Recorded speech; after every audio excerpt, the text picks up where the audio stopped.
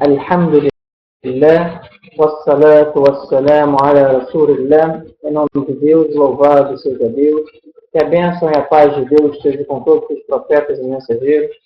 Assalamu alaikum, que a bênção e a paz de Deus esteja com todos vocês. Se Deus quiser, hoje daremos continuidade a essa aula sobre a mulher no Islã. Paramos na última aula, na parte relativa à mulher como mãe. Como o Islã tratou a mulher na posição de mãe. Na verdade, o Islã ele destacou a mãe em relação ao pai.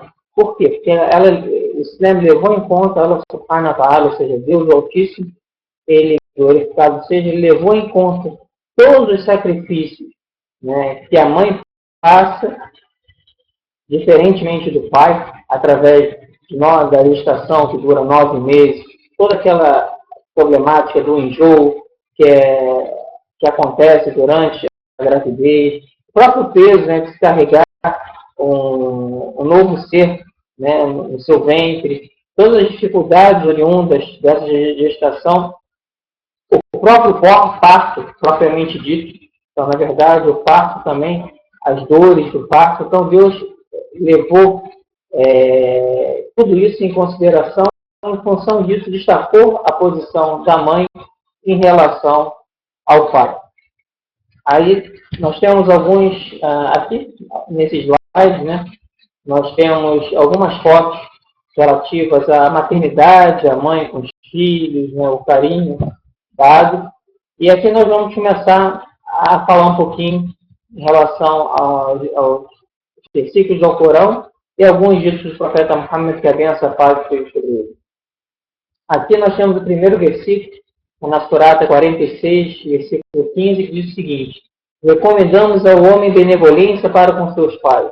Com dores, sua mãe o carrega durante a sua gestação e posteriormente sofre as dores do parto. Então, um pouco do que eu falei, que o Corão menciona. Então, esse é um dos aspectos pelo qual Deus, o Altíssimo, destacou a figura da mãe. Um outro versículo nós podemos ler também é na Surata 31, versículo 14, que diz o seguinte: recomendamos ao ser humano a benevolência para com seus pais. Sua mãe carrega-o com fraqueza sobre fraqueza, e suas mãos se dá aos 2 anos. E dissemos-lhe: seja agradecido a mim e a teus pais. A mim será o destino. Então, aqui também nós temos toda a questão da própria amamentação, a questão das noites que se passam em claro. Então, isso tudo é um processo que é levado em conta. Aí tem o dito do profeta Muhammad, que a bênção e a paz de Deus esteja sobre ele, que diz o seguinte: o paraíso está aos pés das mães. Mais um destaque a isso. Quando um dos seus companheiros perguntou: quem é mais digno do meu bom tratamento? Aí o profeta respondeu: a tua mãe.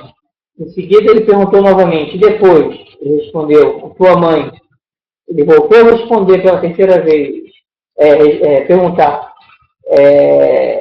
E o profeta disse: a tua mãe.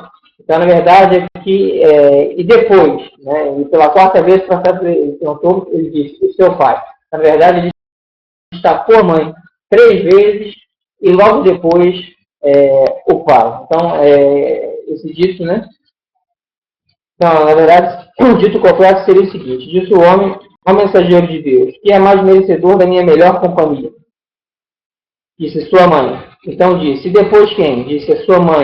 Então disse: e depois quem? Disse a sua mãe. Então ele disse: e depois quem? Disse o seu pai. Esse título foi compilado por Al-Bukhari e Muslim.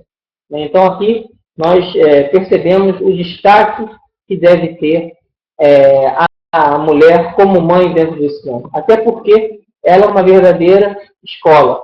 Ela que praticamente passa a maior parte do tempo com os filhos e proporciona, na verdade, a grande educação e orientação para essas crianças, que no futuro serão as pessoas que irão interagir dentro da sociedade, serão os formadores de opinião, serão os governantes, todas aquelas pessoas ativas. Então, se você tiver uma mãe qualificada nesse sentido, você vai ter uma geração de pessoas extremamente qualificadas também e colocando em prática todos os ensinamentos que o Islã coloca, vão ter pessoas vivendo numa sociedade harmoniosa, se Deus quiser. Então, esse papel que a mãe exerce, ele é fundamental aos olhos do Islã. Em função disso que o Islã destaca. Eu acredito que nenhuma outra ideologia ou religião destacou tanto o papel da mãe quanto o Islã. Então, o Islã também,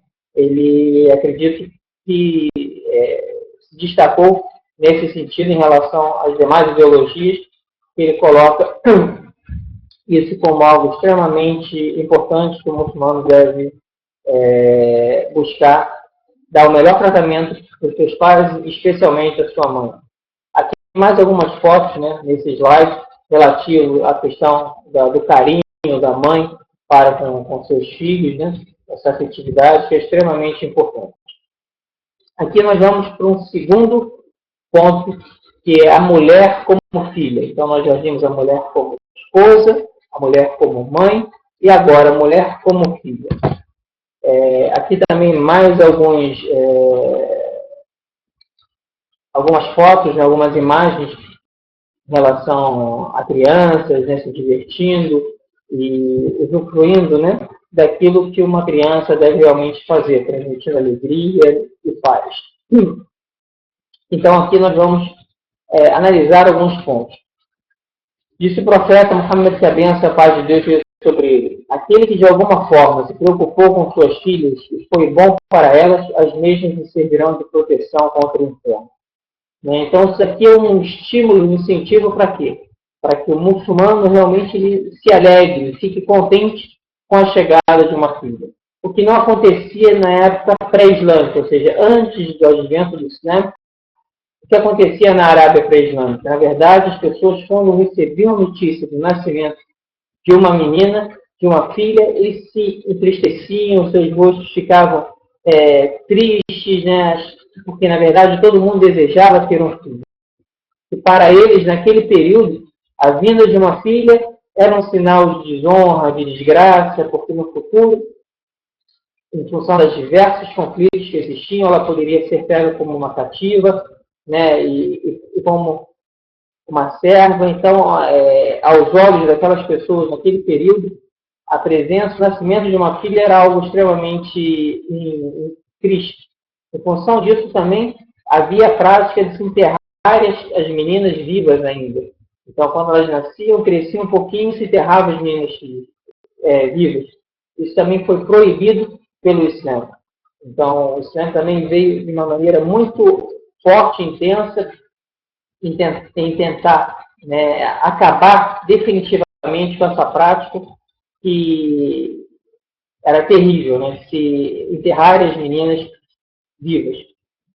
Então, o Islã ele não só veio abolindo essa prática, como ele veio construindo um novo relacionamento que você deveria ter com a filha. Então, nesse primeiro dia que nós falamos, que o nascimento de uma filha, elas vão servir de proteção contra o inferno, já é um estímulo para quê? Para que as pessoas se alegrassem em ter filhas. Eu vou citar alguns outros ditos do profeta Muhammad, que a bênção e a paz de Deus seja sobre ele, relativos a isso também.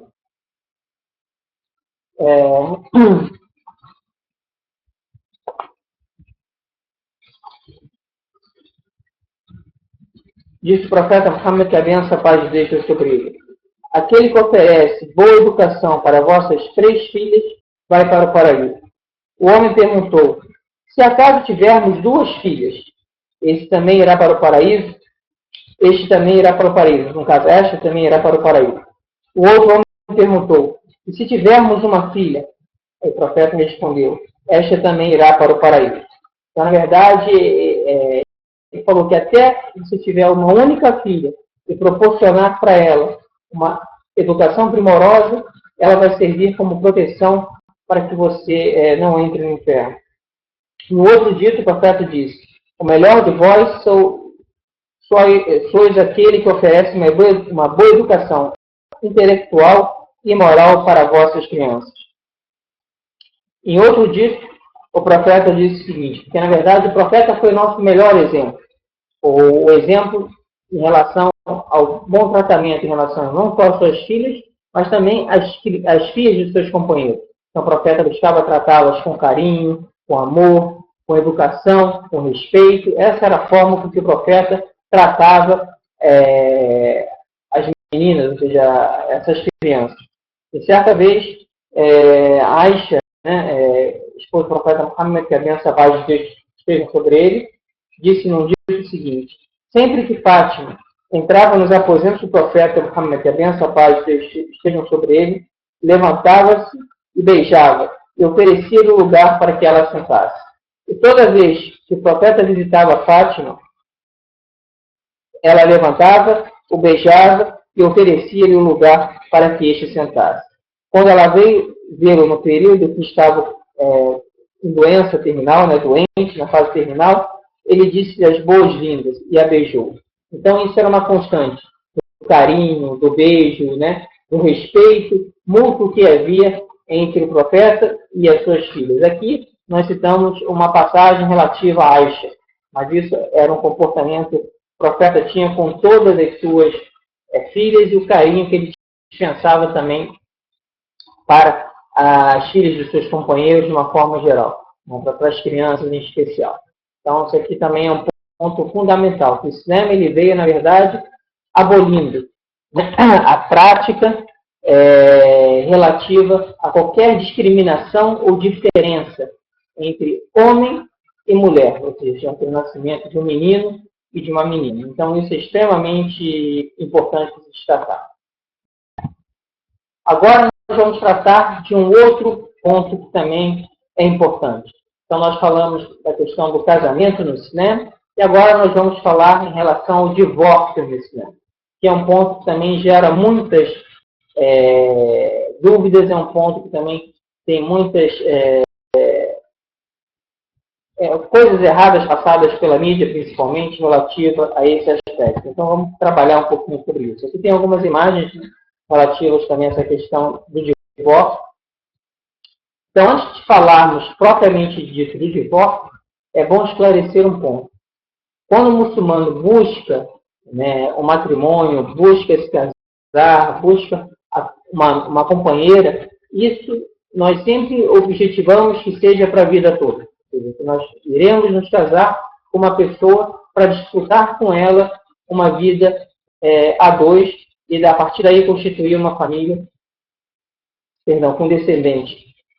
Então, nós sempre buscamos que isso seja algo para a vida toda. Mas, por vezes, isso acaba não acontecendo. Começa a aparecer as incompatibilidades, ou seja, nós imaginávamos que aquele companheiro, aquela companheira, aquela pessoa que nós escolhemos para dividir a vida a dois, já não é a mesma coisa que nós imaginávamos. Então, as diferenças começam a aparecer, principalmente quando essas pessoas não pautam as suas vidas baseadas nos ensinamentos do profeta Muhammad, que a benção e a paz esteja sobre ele, os ensinamentos do Islã, muitas vezes acabam tendo essa vida dois baseadas nos costumes e nos hábitos que as pessoas têm em geral, sem ter o cuidado de realmente colocar em prática esses ensinamentos. Então, essas diferenças elas acabam saltando muito mais aos olhos. Então, chega um determinado ponto que, para um determinado casal, a vida dois passa a ser algo impossível de continuar existindo, porque a vida deles passa a ser um verdadeiro inferno. Ao momento que ele chega em casa, é um momento de discussões, é um momento de um agredindo o outro. Então, isso acaba de forma agressiva, no falar, no agir, no apontar os erros. Então, aquela situação começa a ficar insustentável.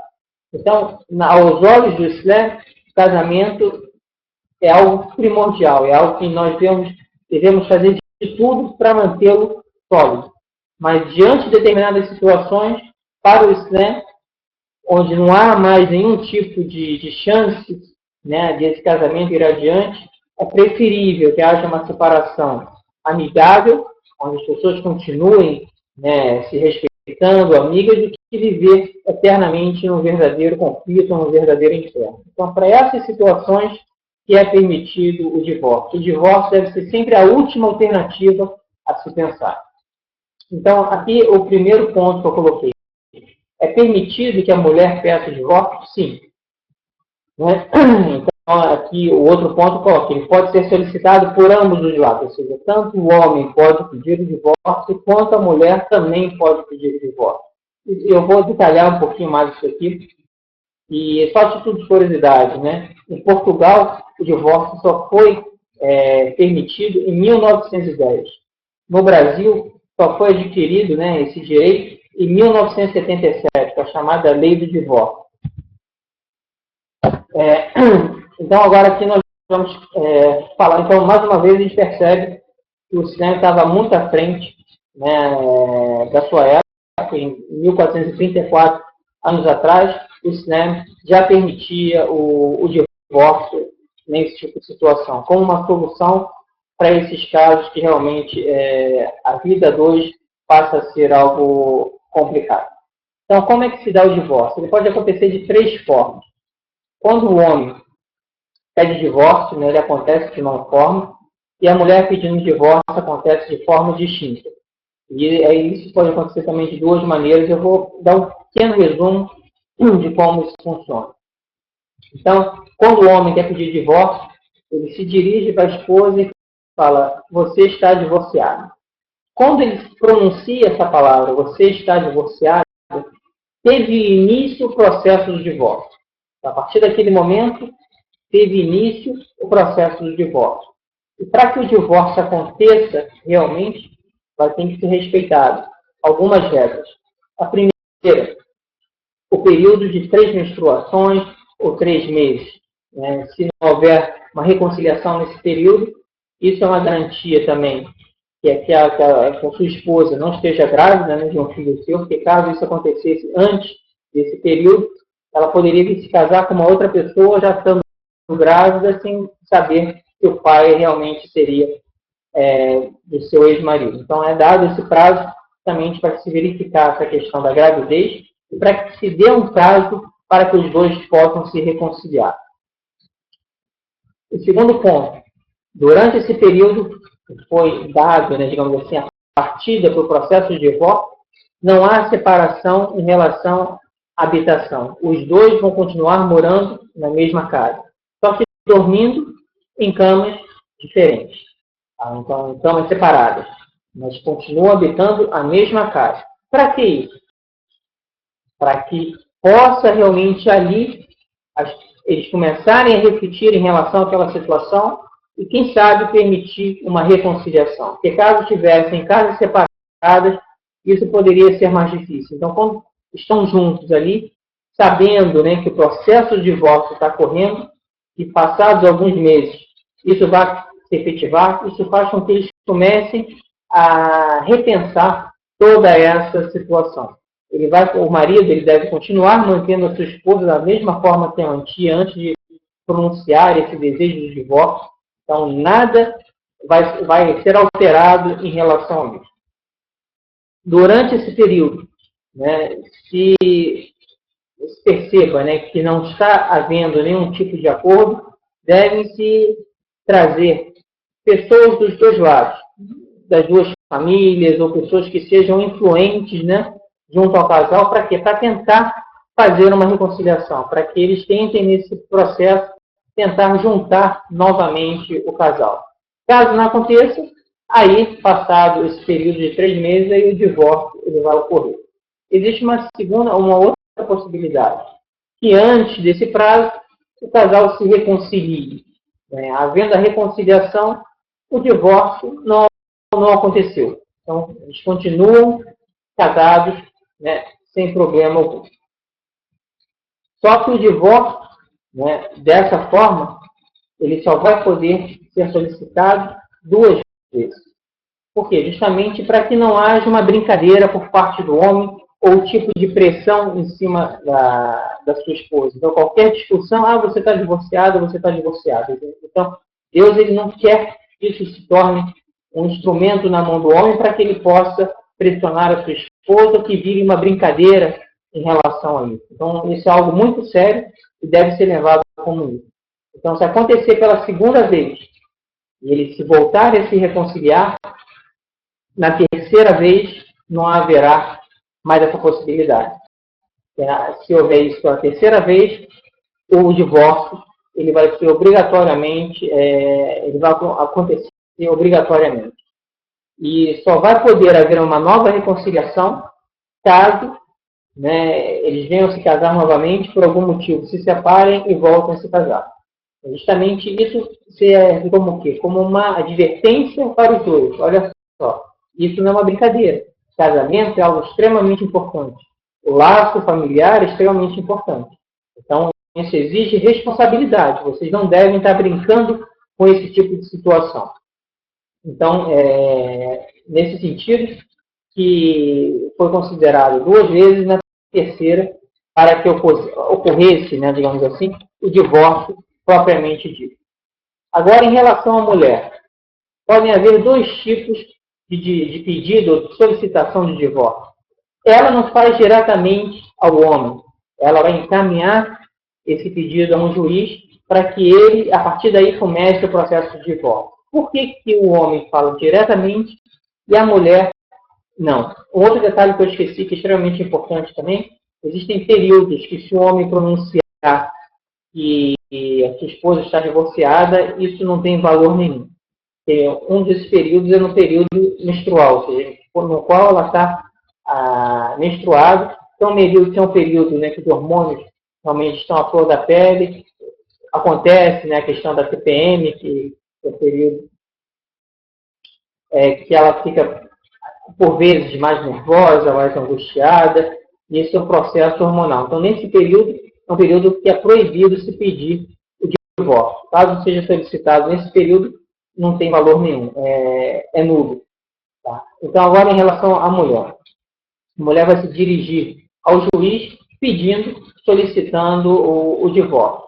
Então, a primeira possibilidade, ela está solicitando o divórcio porque o marido não está cumprindo com as suas obrigações, ou de manter a casa, ou no dever conjugal, ou é uma pessoa que está agredindo a sua esposa, por exemplo. Então, são motivos que podem levar ela a pedir o divórcio, a separação. O juiz, da mesma maneira, ele vai sempre buscar, primeiramente, tentar resolver aquele problema, tentar reconciliar o casal antes de efetivar o divórcio. Então, o juiz, a pessoa que está mediando, vai sempre buscar essa alternativa. E caso não haja possibilidade, caso ele não venha cumprir com as suas obrigações, o juiz ele vai dar o divórcio para a mulher que solicitou. E a outra possibilidade é quando a mulher solicita, né, o divórcio ao juiz, mas sem nenhum tipo de reclamação efetiva em relação ao marido. O marido cumpre com todas as obrigações, mas ela simplesmente quer se divorciar, não gosta mais dele, ou um tipo de outra questão, mas que não seja por uma negligência do marido em relação ao trato dela. Então, nesse caso, o juiz, né, caso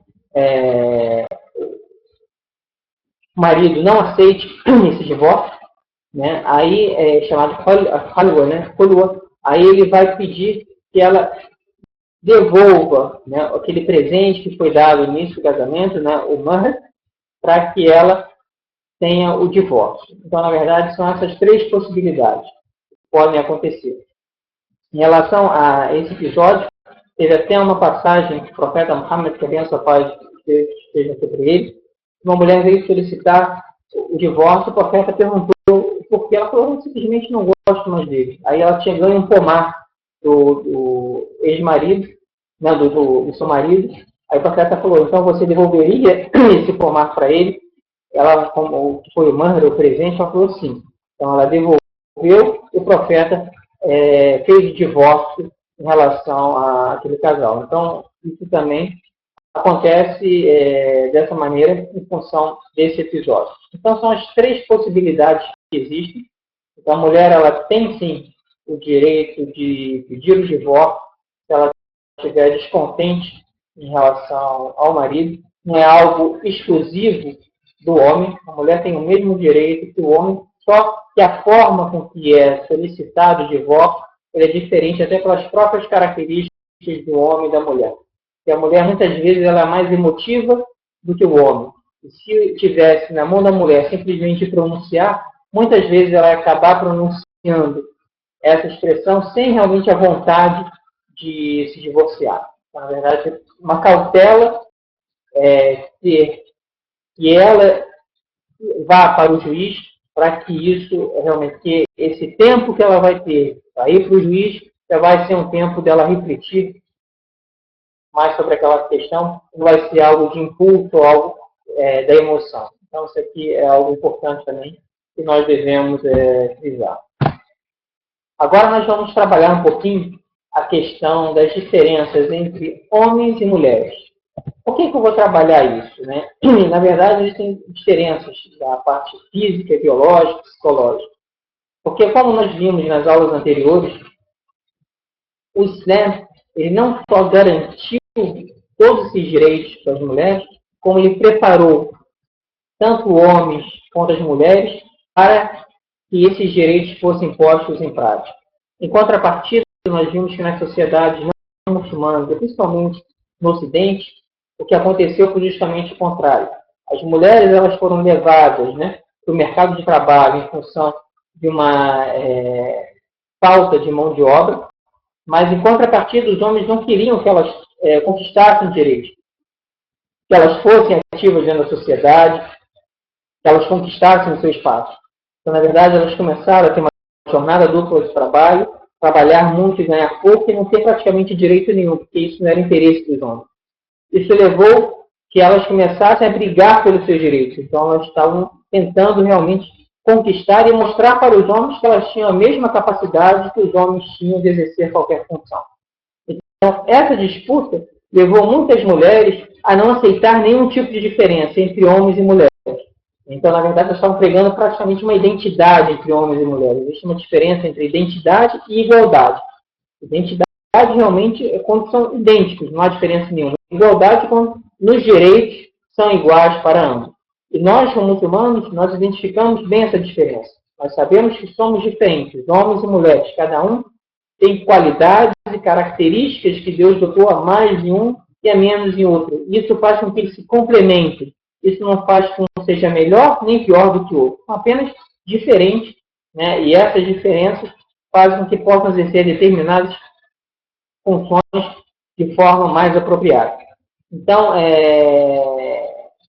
e até hoje, muitas pessoas ainda brigam que não existem essas diferenças. Então, nós tentamos mostrar aqui algumas dessas diferenças que a gente passa a orientar isso. Então, no campo físico e biológico, quando nós temos que a mulher atinge mais cedo a idade da puberdade que o homem. Isso é algo mais que comprovado. A mulher perde mais cedo a sua capacidade de reprodução do que o homem. A capacidade do homem de reproduzir é bem maior. A mulher passa mensalmente pelo período menstrual, onde tem toda aquela questão dos hormônios e tudo. Isso não acontece com os homens. O homem possui uma constituição física, né? Óssea, estrutural, maior do que a mulher. Então, ele acaba sendo mais forte, né, do que a mulher no sentido da força do corpo em função dessa constituição física. Então, são diferenças evidentes, né, que existem entre homens e mulheres. Um exemplo clássico, né, a questão da própria doação de sangue. Quando você vai doar sangue, existe lá uma determinada norma, que é o homem é permitido a doação a cada 60 dias, respeitando o limite de 4 doações por ano, enquanto a mulher a cada 90 dias, respeitando o limite de 3 doações por ano. Isso também em função de quê? Da própria constituição física de ambos. Novamente, a gente falando das diferenças de taxas hormonais, isso é evidente entre homens e mulheres, dentre outras diferenças mais. Então, isso aqui é só apenas para salientar que existem essas diferenças entre homens e mulheres. No campo psicológico, né, nós também temos diferenças entre ambos. O homem é geralmente mais rude do que a mulher. A mulher geralmente é mais delicada. Isso é uma questão natural. dos homens e das mulheres. Você percebe isso nas próprias crianças.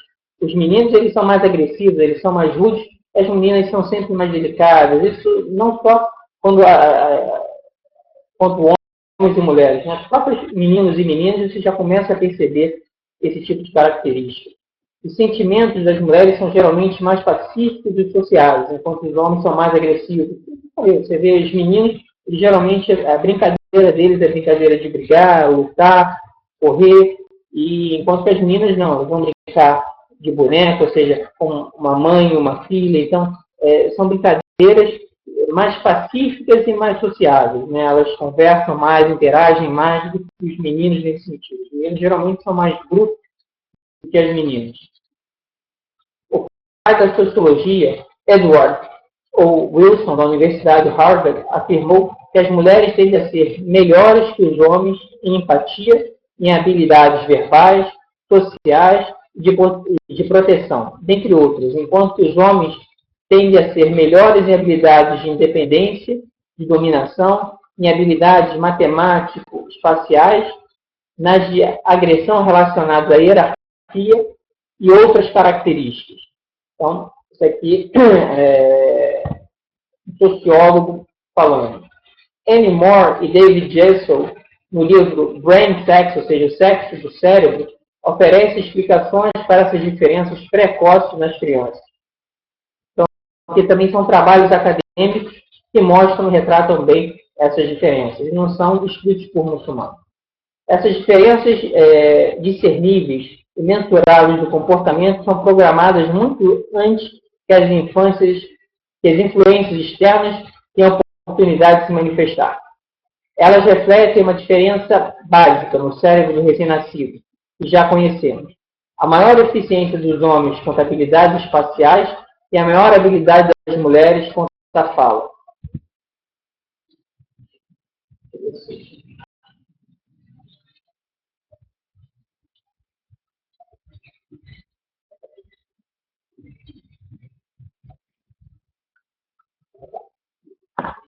Então, esses foram apenas alguns exemplos, né, dessas diferenças que existem entre homens e mulheres. Na verdade, Deus colocou isso com toda a sua sabedoria justamente para facilitar o trabalho de ambos, de homens e mulheres. Nós percebemos a questão da própria maternidade, né? A mulher, por ser mais sensível, ter toda essa questão do carinho e do amor, ela que gera o filho, ela que carrega o filho durante 9 meses. Quando você coloca uma criança chorando, você vai ver a reação de um pai e de uma mãe é completamente diferente. O pai ele não consegue escutar durante muito tempo o choro da criança, né? Ele já começa a ficar agoniado, enquanto a mãe, com toda essa questão da maternidade, ela já consegue absorver isso de uma forma completamente diferente. Isso já faz parte da característica dela em relação a essas questões. Então, Deus preparou, né, tanto o homem quanto a mulher para exercer determinadas funções, e por isso que ele deu algumas características mais elevadas, exacerbadas, né, em um sexo do que em outro. Então, na verdade, eles se completam. É dessa forma que nós enxergamos essa questão, onde eles vão sempre se complementar e não que haja uma disputa entre homens e mulheres para ver quem é melhor e quem é pior. Agora nós vamos trabalhar um outro aspecto que também é importante, que é um mal que assola hoje a humanidade, que é a violência contra a mulher. Isso nós percebemos de uma forma geral no mundo inteiro. E por que eu coloquei esse tema em especial nesse ponto? Porque, infelizmente, hoje, né, nós percebemos que a mídia ela busca de forma intensa tentar mostrar algumas violências que acontecem em relação a alguns muçulmanos do mundo como sendo algo do Islã, como sendo algo que é feito somente por muçulmanos. São os muçulmanos que são violentos, que não tratam com respeito, e com amor e com carinho as suas esposas, que acabam batendo e violentando, fazendo qualquer tipo de atrocidade em relação a elas. Então, o que eu quero mostrar aqui, que isso é um mal que, infelizmente, né, assola o mundo inteiro, não é algo específico que acontece em sociedades muçulmanas, mas acontece em todas as sociedades. Eu dei como exemplo o próprio Brasil. Aqui são alguns cartazes, né, que são tempos em tempos veiculados, justamente alertando as mulheres quanto a essa questão da violência, para que elas denunciem, para que elas não fiquem caladas diante de tal violência.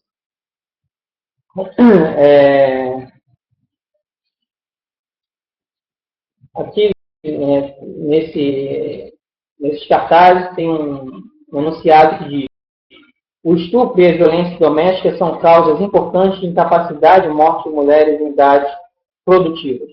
E eu vou dar para vocês alguns dados relativos a isso. Eu esqueci somente, agora que eu estou vendo aqui, de um dito importante do profeta Muhammad, que a benção, paz e Deus estejam sobre ele, relativo à questão do divórcio. Porque muitas pessoas também costumam acusar o Islã dizendo que quando uma mulher se divorcia do seu marido, a família praticamente a isola e a abandona. Então, aqui nós temos um dito que mostra esse ponto. O profeta, que a benção, a paz de Deus esteja sobre ele, disse: eu não deveria contar sobre a maior forma de caridade. Ele disse, um companheiro do profeta, Turaka, ele disse: claro, mensageiro de Deus. Então ele disse: a sua filha que voltou a vós e não tem outro que a sustente financeiramente.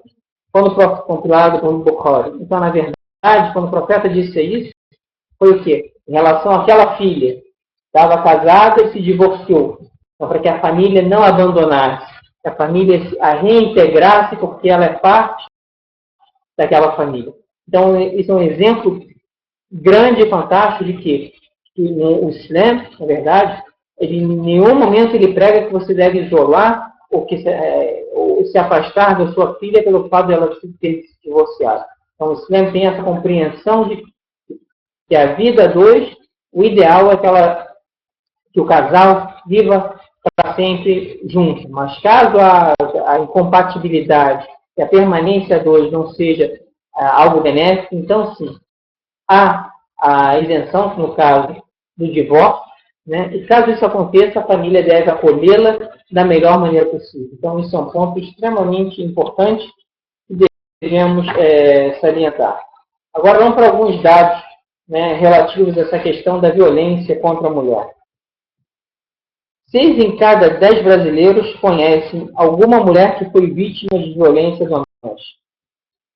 1 em cada 5 mulheres consideram já ter sofrido alguma vez algum tipo de violência por parte de algum homem. A cada 18 segundos, uma mulher é espancada. São dados realmente terríveis. Segundo a Unesco, 1 em cada 3 ou 4 meninas é abusada sexualmente antes de completar 18 anos. Uma mulher é estuprada a cada 6 minutos. 1 em cada 7 mulheres atualmente cursando faculdade foi estuprada. Apenas 50% dos estupros são comunicados. Muitas vezes em função de medo, de serem mal interpretados, ou seja, que as pessoas comecem a denotar que, na verdade, não foi um estupro, mas foi ela que foi a responsável e coisas do gênero. Hoje nós temos no Brasil uma Secretaria Especial de Políticas para as Mulheres, nós temos Delegacia das Mulheres. Então, essa questão da violência contra as mulheres no Brasil é algo extremamente grave e preocupante. Nós temos recentemente observando o que está acontecendo na Índia, esses estupros coletivos, então é algo realmente muito preocupante. Então, estou tentando mostrar aqui que isso não é algo relativo ao Islã, como muitas vezes a mídia tenta colocar. Muito pelo contrário, o Islã ele deu todo o ensinamento do bom tratamento em relação à mulher.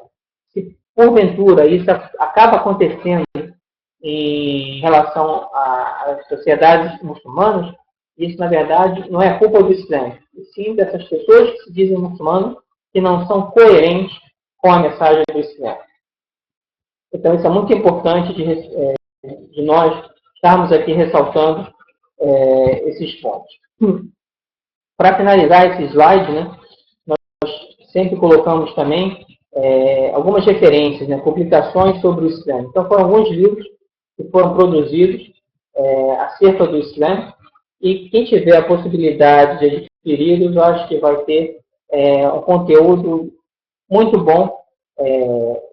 Esses livros, na sua maioria, foram escritos por brasileiros, né, pessoas que nasceram aqui, que viveram aqui, não vivem aqui, conhecem como é o pensamento da nossa sociedade e trouxeram, né, à luz dessa vivência alguns conhecimentos acerca desse tema.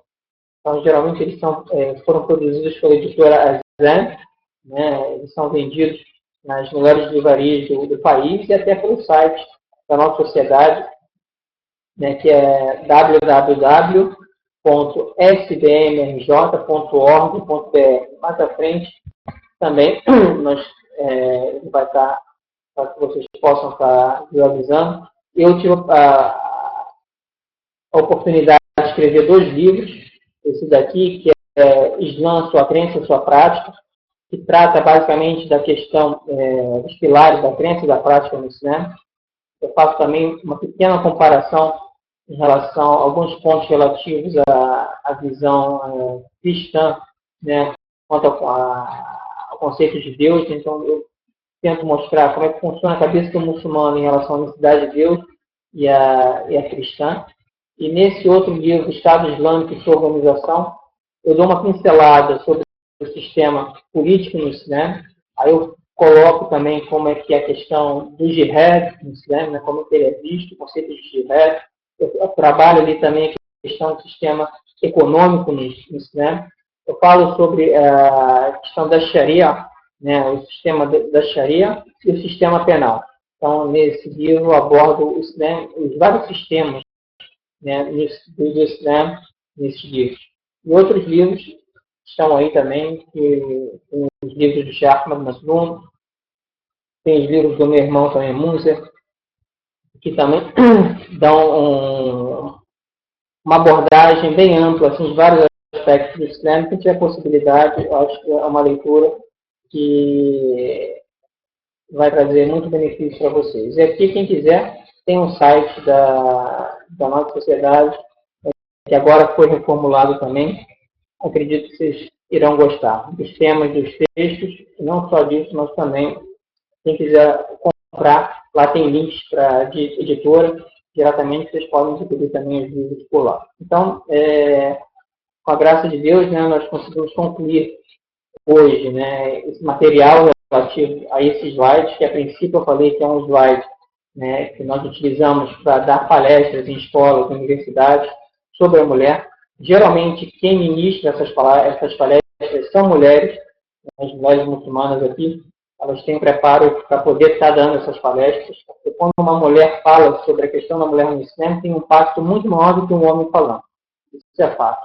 Então, na verdade, busquei colocar aqui para vocês, que vocês pudessem ter acesso a esses slides. Eu aprofundei alguns temas a mais que eu não costumo fazer, né, nas palestras, até porque foram 5 aulas, uma palestra geralmente é de 1 hora, então você tem que sintetizar, mas você já tem uma noção geral em relação a esse aspecto. Eu acho que também já fechou o tempo que a gente tinha, então agora eu deixo aberto aí para as perguntas, né? As pessoas que tiverem perguntas para fazer, nós estamos dispostos aí para respondendo, se Deus quiser.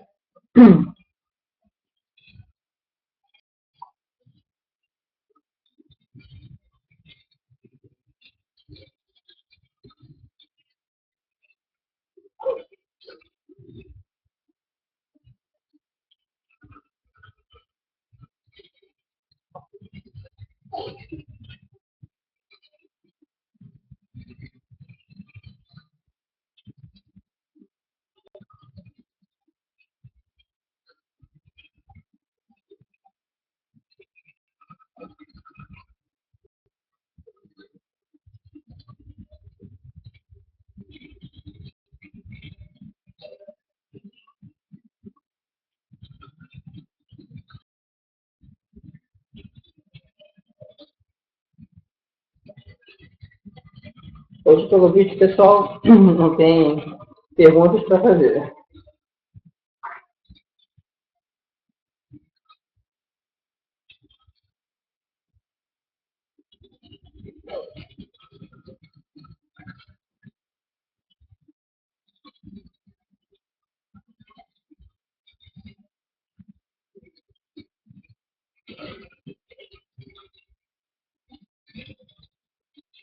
Aqui a gente já tem uma pergunta.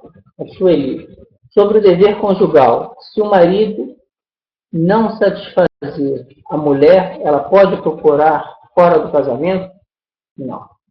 Na verdade, o que ela pode fazer, se ele não a estiver satisfazendo, se for alguma coisa no campo fisiológico, né, buscar algum tipo de tratamento, algum tipo de auxílio para que ele possa estar cumprindo esse papel e satisfazendo você.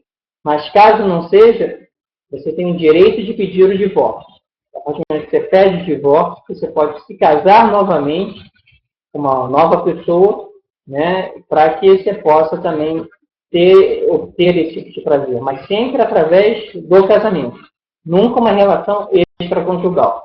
Uma relação extraconjugal, no caso do adultério, é um dos pecados mais graves que tem. Então, né, ele dá a possibilidade, se aquele casamento ele não está sendo casamento harmonioso, um casamento feliz, você tem a possibilidade de se divorciar, mas nunca ter uma relação extraconjugal, que no caso seria o adultério, que é um dos pecados mais graves que tem, que na verdade você vai estar desestruturando a questão da família, né? E com isso você vai estar desestruturando toda a sociedade, porque quando isso começa a acontecer em larga escala, você acaba atingindo toda a sociedade. Então, isso realmente não é permitido.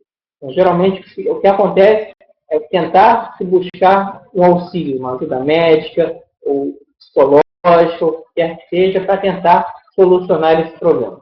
Aí, caso realmente não consiga, você realmente acha que isso é um ponto que vai fazer diferença, ou seja, você realmente acha que deve se divorciar em função disso, aí deve buscar o divórcio, né?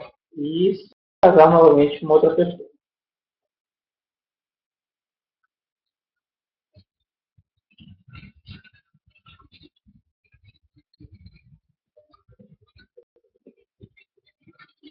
Sharon, assalamu alaikum. Gostaria de saber, um casal que já tem filhos e resolve se divorciar, com quem fica a guarda das crianças?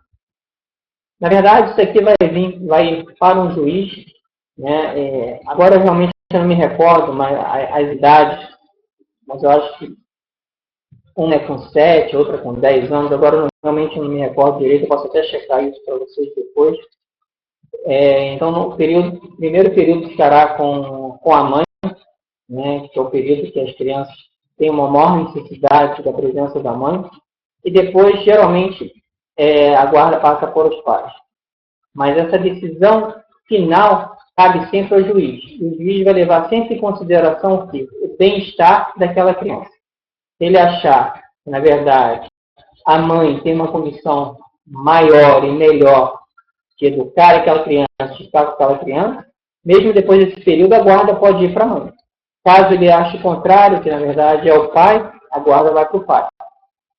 O benefício maior deve ser para quem? Para a criança, que é a parte mais frágil nessa situação. Então, o juiz vai sempre levar em consideração isso. Mas, a princípio, seria isso. O período inicial com a mãe e depois a guarda passa para o pai. Mas sempre a decisão final é do juiz e ele vai levar sempre com muito critério, muito cuidado, muita sabedoria nessa análise, dizer o que é o melhor para aquela criança, o bem-estar dela.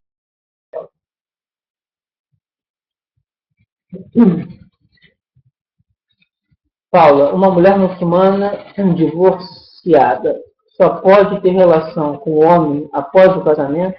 Sim. Na verdade, qualquer, seja ele solteiro, divorciado, a relação lícita no Islã é só dentro do casamento. Fora do casamento, qualquer relação é considerada ilícita. Se eles forem solteiros, é fornicação. Se for casado e manter uma relação fora do casamento é adultério. São pecados gravíssimos. Mais uma vez, por que o Islã age dessa maneira? Justamente para fortalecer esse núcleo principal da sociedade, que é a família.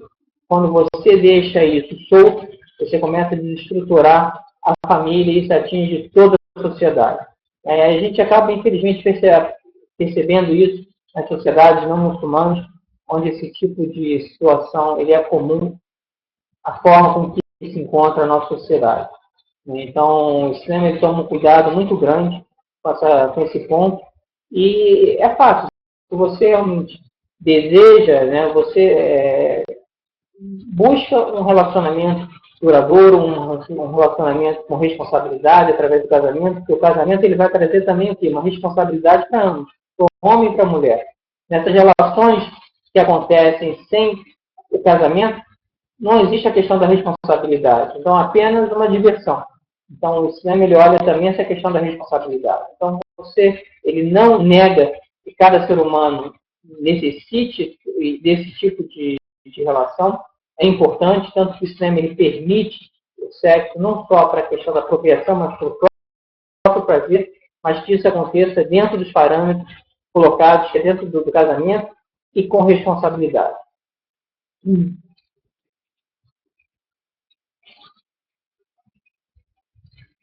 André, se o marido sempre for muito bravo e nervoso com a mulher, como a mulher deve agir nesse caso?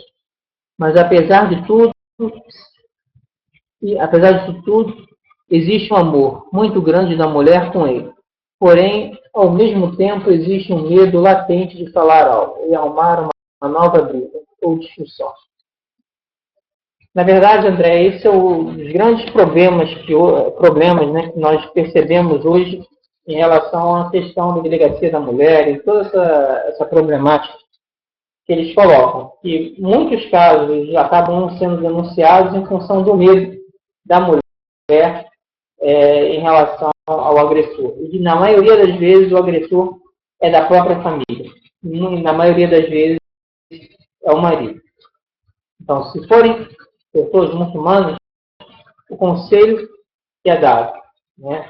Busque a orientação de um chefe, para que ele possa intermediar essa situação da melhor maneira possível. Porque se a pessoa ficar calada, sofrendo, né, agressões, isso é uma coisa que tende a piorar cada vez mais. E esse amor, por maior que seja, vai chegar um momento que ele vai se diluir, se desfazer.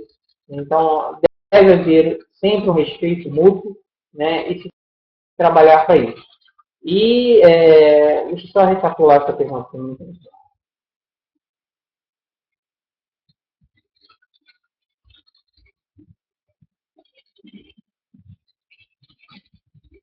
E tentar também conversar com ele, né, nos momentos que ele estiver mais tranquilo, alegre, sóbrio, no sentido de tentar mostrar que isso não é algo positivo, né? Então tem que ter uma sabedoria também muito grande para lidar com esse tipo de situação. Mas o meu conselho é não se calar diante de qualquer tipo de violência e buscar algum tipo de ajuda. Porque, na verdade, por vezes, uma conversa, um conselho pode ser que auxilie nesse processo. E que Deus possa auxiliar, né, as pessoas que passam por isso, para que não mais aconteça e facilite as coisas para elas, se Deus quiser. Sueli, se o casal ficar separado, por exemplo, pelo trabalho, por mais de um ano, o casamento perde a validade?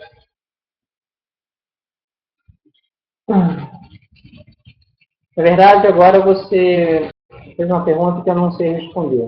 Na verdade, eu teria que buscar, na verdade, a orientação de um chefe.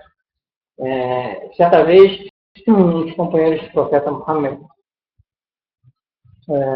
que a bênção pode descer sobre ele, agora também não recordo se foi um dos companheiros ou foi o profeta, né? E na época que os muçulmanos saíam para as batalhas, eles começaram a perguntar quanto tempo o homem conseguia ficar fora de casa, né, distante da sua esposa, por toda essa questão, da própria questão do sexo, da convivência, aquele negócio todo. E eles acabaram estipulando um prazo máximo, né, que um homem poderia ficar afastado da sua esposa. Então, quando eles estavam nessas batalhas e esse prazo estourava, aqueles combatentes eles voltavam para casa, passavam um tempo com as suas esposas, né, justamente com essa preocupação. Se eu não me engano, agora se me falha a memória, eu acredito que essa pergunta não foi feita para os companheiros, foi feita para as mulheres dos companheiros.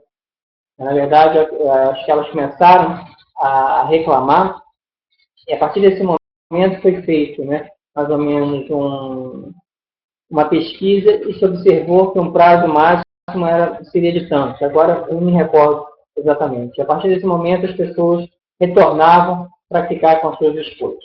Mas eu acredito, né, mas isso aqui eu teria que certificar, que se o casal for separado por uma questão de trabalho e algo consciente dos dois, eu acredito que não chegue a perder a validade do casamento. Isso não anula o casamento. Né? Isso é uma coisa que é de comum acordo, por exemplo. Um está trabalhando, um está fora, mas é um comum acordo que ambos tiveram, que ele vai ficar um prazo fora e depois vai retornar. Acredito que não anula.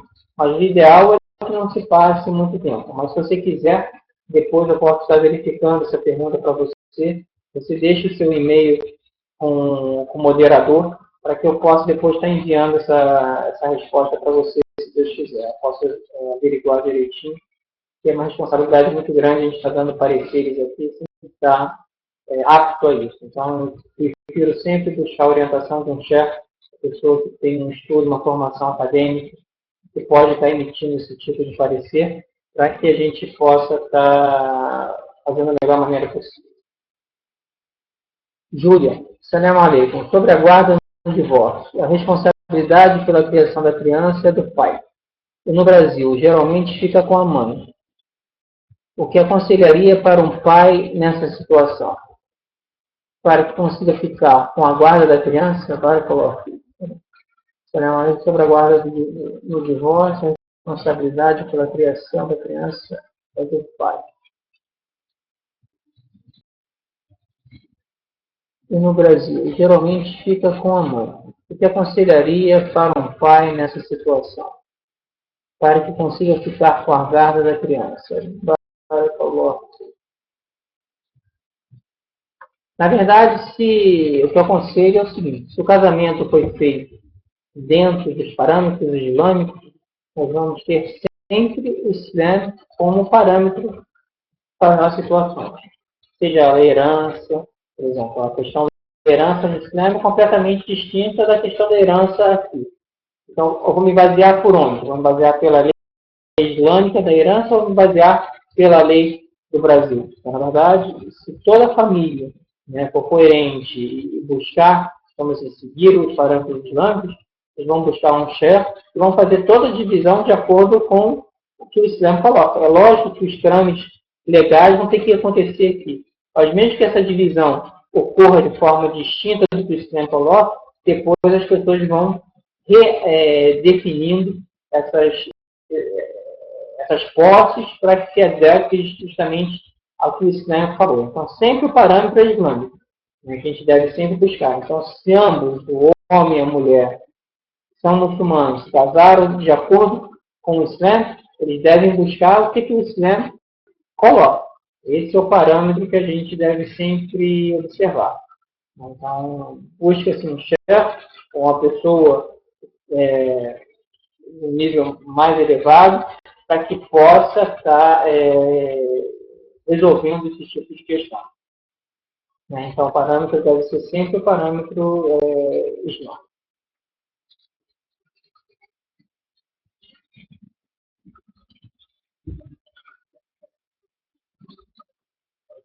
Luciana, existe pagamento de pensão no Islã no caso de divórcio? Não, na verdade, a pensão como existe aqui não existe no Islã. Mas no caso da criança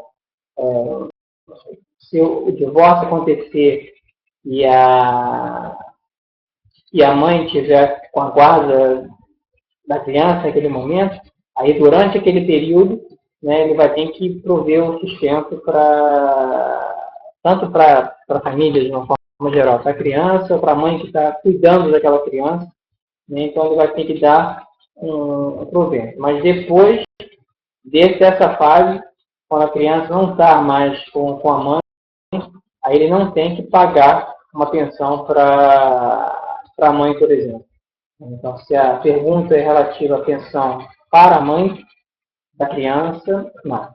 Durante o período que ela está cuidando da criança, aí ele sustenta, na verdade, a criança e dá, acredito, de acordo com a determinação do juiz, um valor para a mãe em função desse cuidado também que ela está tendo com a criança. Mas depois desse período, aí não. Aí ele não é obrigado a estar dando nenhum tipo de pensão para a ex-esposa.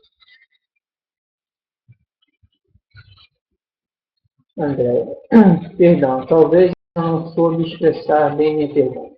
Na verdade, a dúvida é em relação à agressão com palavras, não em relação à agressão física. Tá, em relação à agressão com palavras, né, é um passo para que depois possa se tornar uma agressão física. Né? Então, na verdade, o que eu aconselho? Sempre com sabedoria, com diplomacia, tentar ir moldando essa situação, através da conversa, do bom senso. Né? É tentar mostrar para ele que a mulher tem sentimentos, não é a forma que ele tem sentimentos, para que ele se colocar nessa situação, caso fosse ele que estivesse sofrendo esse tipo de agressão. Que, na verdade, o amor é uma coisa que ela deve ser demonstrada com atos, com prática, né? Se realmente ele ama essa pessoa, ele deve demonstrar isso através das suas atitudes, da sua fala, da forma de agir, do seu carinho. De repente, com uma forma de dáwah, ou seja, de divulgação, sabedoria, em determinados momentos está mostrando. Olha só como o profeta tratava as suas esposas, conta uma história e insira dentro dessa história um tratamento que o profeta fez, uma brincadeira que ele fez com uma esposa. Então, de repente, isso, de forma indireta, pode fazer com que ele comece a pensar e a refletir em relação a esse tipo de situação. Como o Islã trata a mulher como mãe, valorizando, como filha, como esposa. Então, através desses ensinamentos indiretos, você pode atingir ele para que ele possa começar a refletir em relação à situação. Acho que a gente deve sempre agir com sabedoria, né? E se precisar de algum auxílio, né? Busque o auxílio de um chefe, alguma pessoa que possa te orientar nesse sentido de como você deve contornar essa situação da melhor maneira possível. Acho que seria a forma mais adequada de tentar reverter essa situação.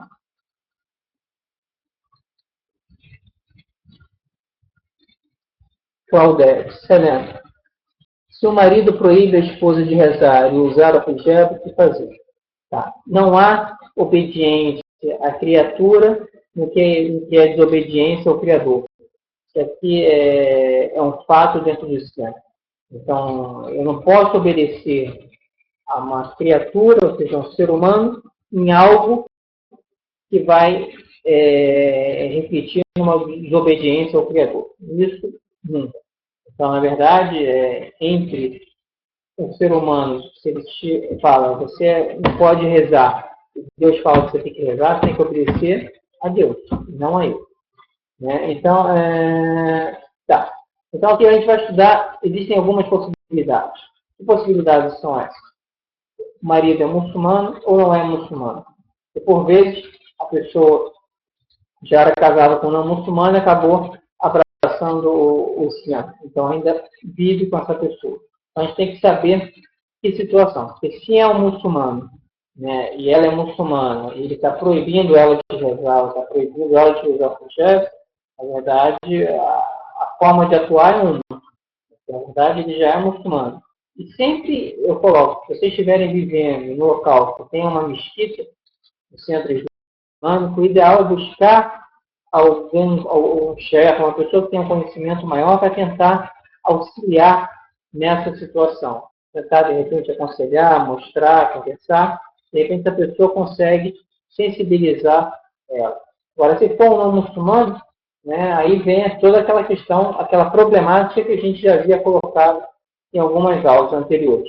É a questão da muçulmana se casar com um não muçulmano, a proibição disso. Justamente a proibição se dá em função disso. Porque para o não muçulmano, não é obrigatório para ele é, respeitar a crença do seu semelhante. Então, muitas vezes, quando isso acontece, ele acaba realmente proibindo, fazendo pressão para que ela não reze, para que ela não coloque hijab, para que ela não pratique a sua religião. Então, na verdade, essa proibição da muçulmana se casar com um não muçulmano, justamente para preservá-la dessa situação. Então, existem esses dois pontos e que devem ser trabalhados de forma distinta.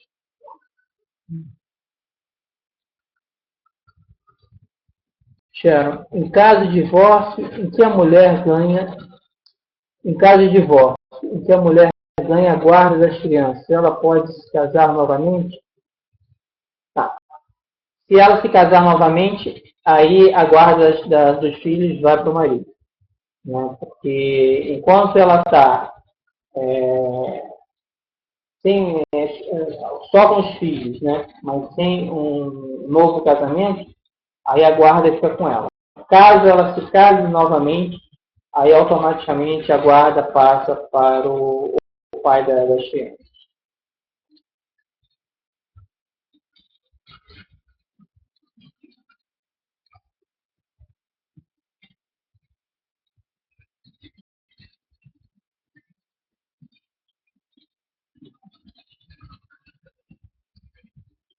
Aí eu que agradeço, na verdade.